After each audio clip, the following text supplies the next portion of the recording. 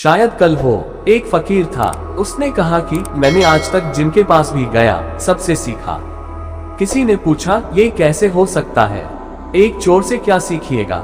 उसने कहा, एक बार ऐसा हुआ, हम एक चोर के घर में मेहमान थे और ऐसा हुआ कि उस चोर के घर हम 1 महीना मेहमान थे।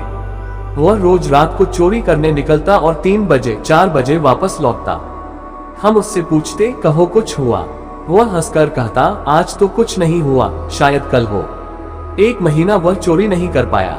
कभी दरवाजे पर सैनिक मिल गया, कभी लोग घर में जगे थे, कभी ताला नहीं तोड़ पाया, कभी भीतर भी घुसा खजाने तक नहीं पहुंच पाया।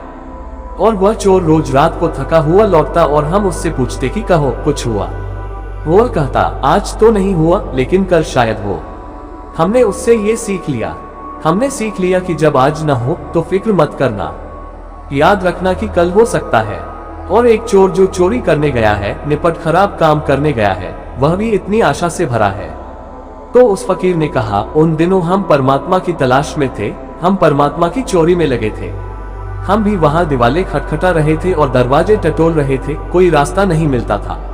हम थक गए थे और निराश हो गए थे और हमने सोचा था फिजूल है, सब छोड़े।